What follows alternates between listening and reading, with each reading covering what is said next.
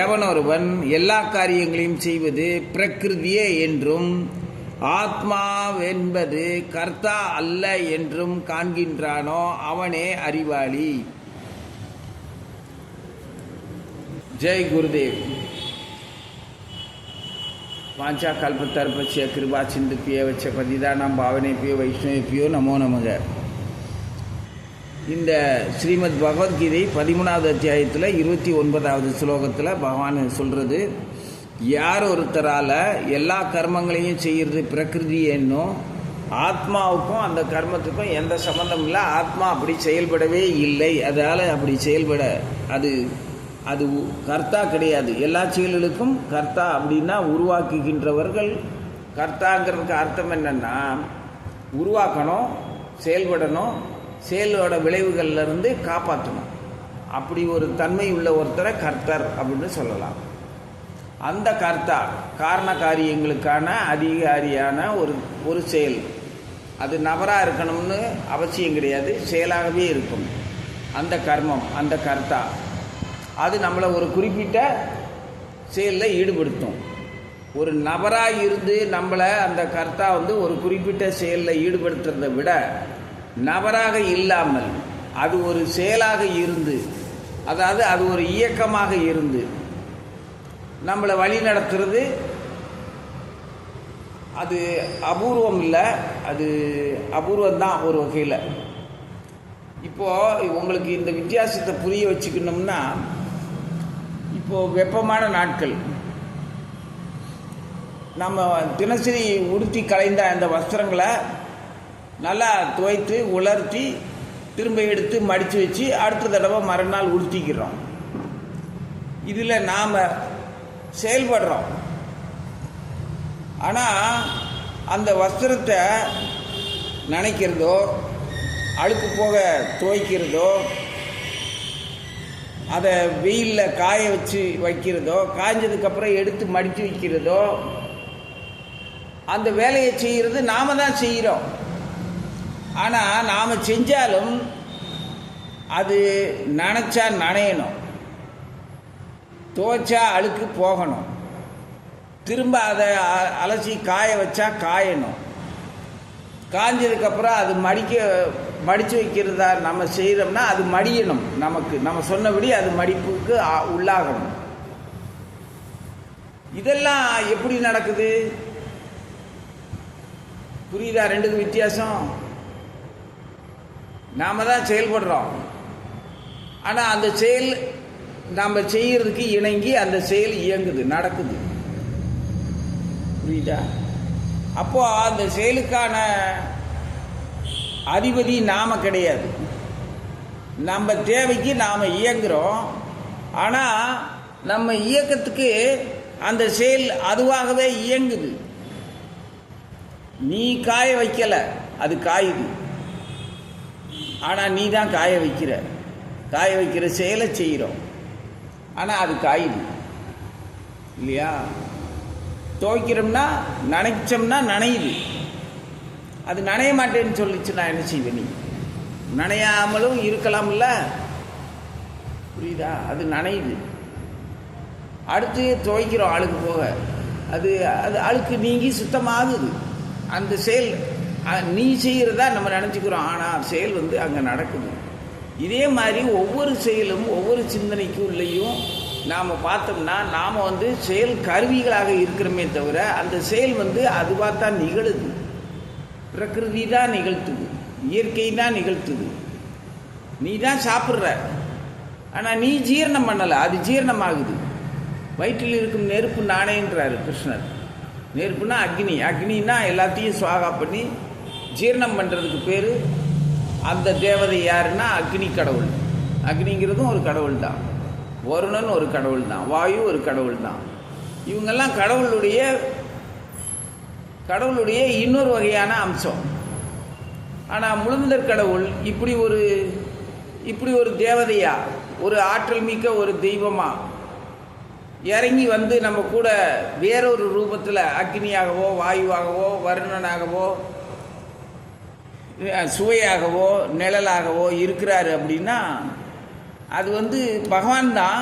ஆனால் நமக்கு தேவையான வடிவத்தில் இருக்கிறார், இருந்து இயங்குகிறார்.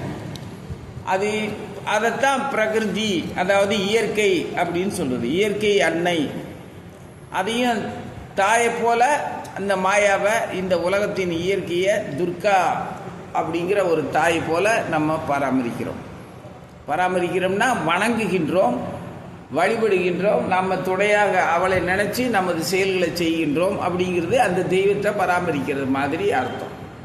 பராமரிக்கிறதுனா அவங்கள சீராட்டி பாராட்டி புகழ் பாடி அவங்களுடைய அன்புக்கு பாத்திரமாகிற அந்த மனோபாவத்தை வளர்த்துக்கிட்டு இப்படி தெய்வத்துக்கிட்ட இருக்கிறது.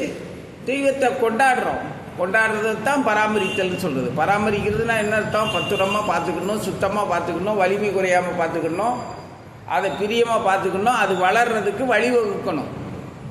அதுக்கு பேர் தான் பராமரித்தல்.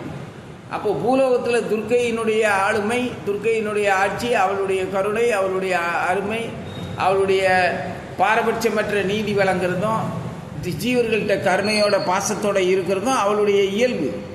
அதை நாம் அவளுக்கே சொல்லி நீ இந்த மாதிரி இரக்கமும் அன்பும் வீரமும் கருணையும் தீமையிலேருந்து தீய செயல்கள்லேருந்து என்னையை காப்பாற்றுற வேலையை நீ செய்கிறவ, அதனால நீ என்னை எப்போவுமே நீ தாம்மா காப்பாற்றணும் அப்படின்னு நம்ம சொல்லிக்கிட்டே இருக்கணும், நினச்சிக்கிட்டே இருக்கணும்.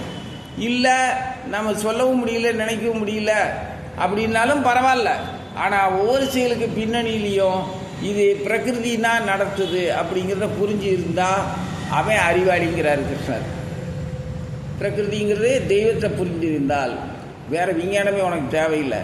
நடைமுறையில் உனக்கு உன்னுடைய ருசியும் உன்னுடைய தாகமும் உன்னுடைய பசியும் உன்னுடைய ரசனையும் உன்னை எப்படி வழி நடத்துதோ அதெல்லாம் உனக்கு குருவாக இருந்து நல்வழியில் நடத்துச்சு அப்படின்னா நீ நல்ல ஒரு தூய்மையான வாழ்க்கையை வாழுவ. இந்த புலன்கள் எல்லாம் உன்னை மோசமான அனுபவத்துக்கு கொண்டு போய் அவசரமும் ஆத்திரமும் கொண்ட குணத்தோடு போய் எதையாவது சிந்தி செதறி அனுபவிக்க வச்சுக்கிது. அந்த அனுபவிக்கிறதுக்குள்ளே அதில் சலிப்பும் வெறுப்பும் கஷ்டமும் வந்துடுது அப்படின்னா நம்ம எப்படிப்பட்ட முட்டாளாக இருப்போம்? இயற்கையே நமக்கு ஒத்துழைப்பு கொடுக்கலை. நாமளும் இயற்கையோட ஒரு அங்கம்தான். நம்மளைத்தான் இயற்கை கருவியாக பயன்படுத்தி பல செயல்களை நடத்துது. அது மூலமாக கிடைக்கக்கூடிய அத்தனை ஐஸ்வர்யமும் திரும்பவும் அதே மாதிரி மண்ணுக்கு தான் போக போகுது. அதில் நாம் எடுத்து அனுபவிக்கிறது 1% தான். அது வியாபாரியாக இருந்தாலும் சரி, அரசு அதிகாரியாக இருந்தாலும் சரி, அந்த மண்ணோட மல்லு கட்டுற விவசாயியாக இருந்தாலும் சரி.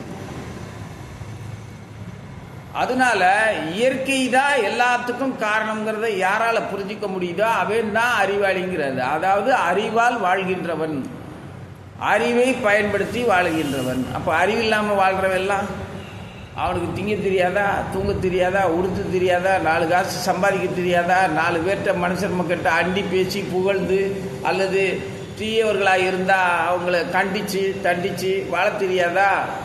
அப்போ அதுக்கெல்லாம் அறிவு வேண்டாமா? அதுக்கெல்லாம் அறிவு தேவையில்லை. ஏன்னா அது அறிமுகமாகிறதுக்கு முன்னாடியே அந்த செயல் ஒன்று அது அப்படித்தான் கையாண்டு இழுத்துட்டு போகுது. ஒரு குறிப்பிட்ட செயல் நம்மளை இயக்குது. பல செயல்கள் நம்மளை இயங்க வச்சு தானே இயங்கிக்குது. இந்த ரகசியம் எவனுக்கு புரியுதோ, இந்த சூத்திரம் எவனுக்கு புரியுதோ அவன் தான் அறிவாளின்னு கிருஷ்ணன் சொல்கிறார். இவர் சொல்கிறபடி பார்த்தோம்னா நம்மளுடைய செயல்களுக்கான பின்னணியும் அதனால் ஏற்படுற விளைவுகளும் இதே பிரகிருதிக்கு, அதாவது துர்க்கைக்கு, இதே இயற்கைக்கு பயனுள்ளதாக இருந்தால் நாம் புத்திசாலியாக வாழ்கிறோம்னு அர்த்தம். நாம் பயன்படுத்துறது எதுவுமே இயற்கைக்கு உபயோகமற்றதாகவும் குப்பை சேர்ற மாதிரியும் இடைஞ்சலாகவும் இருக்குதுன்னா நாம் சர்வ முட்டாளாக வாழ்கின்றோம்னு அர்த்தம். அப்போ அறிவாளியாக இருந்தால் எப்படி வாழுவோம்? பூமி செழிப்பாகவும் நேர்மையாகவும் தேவையான தானியங்கள் தேவையான தண்ணீர் எல்லாத்தையும் தேக்கி வச்சுருந்து நமக்கு மறுபடி பெருக்கி கொடுக்கறதும் தூய்மையாக்கி கொடுக்கறதுமா நமக்கு ஒரு வாழ்க்கை முறை இருந்துச்சு அப்படின்னா அப்படி தான் இருக்கணும்.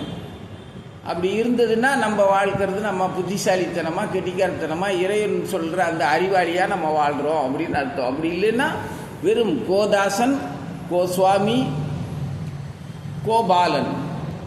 கோனா புலன்கள், புலன்களுக்கு தாசனாக, இந்திரியங்களுக்கு தாசனாக இருக்கிறது, சேவக்காரனாக வேலைக்காரனாக இருக்கிறது, பிச்சைக்காரத்தனமாக வாழ்க்கை அப்படித்தான் அமையும் அவனுக்கு. அப்புறம்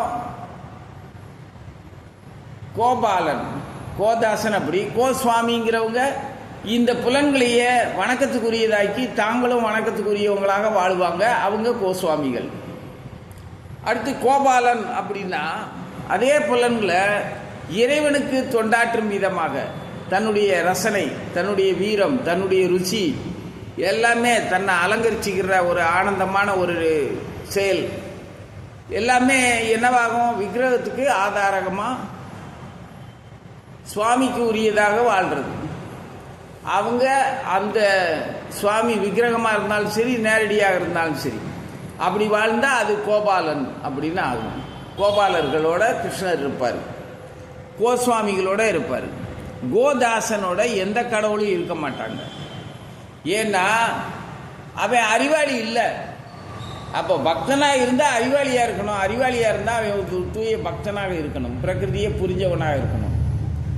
மற்றவங்கெல்லாம் பக்தி வாழ்க்கைன்னுங்கிறத பக்தின்னா என்னன்னே தெரியாது. அவங்களை பொறுத்த வரைக்கும், முட்டாள்களை பொறுத்த வரைக்கும் பக்திங்கிறது ஒரு ரசனை இல்லாத, ருசி இல்லாத, அதாவது மற்றவங்களை தீண்டத்தகாதவன்னு சொல்லி ஒதுக்குற ஒரு துவேஷம் பாராட்டக்கூடிய ஒரு செயலை பக்தின்னு நினச்சிக்கிட்டு இருக்காங்க. பக்திங்கிறது அப்படி இல்லை. யாருக்கிட்டையும் துவேஷம் பார்க்காது, எந்த செயலையுமே தனக்கு வேற அவங்களுக்கு வேறன்னு வித்தியாசம் காட்டாது, ஒரே மாதிரி தான் இருக்கும்.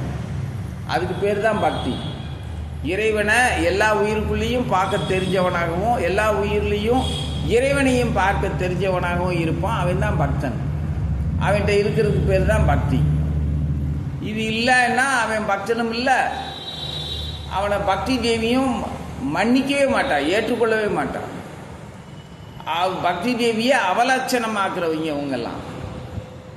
அதனால எல்லா செயலுக்கும் காரணம் பிரகிருதி தான் அப்படிங்கிறத சரியாக புரிஞ்சுக்கிட்டா அவன் அறிவாளின்னு சொல்கிறார் கிருஷ்ணர்.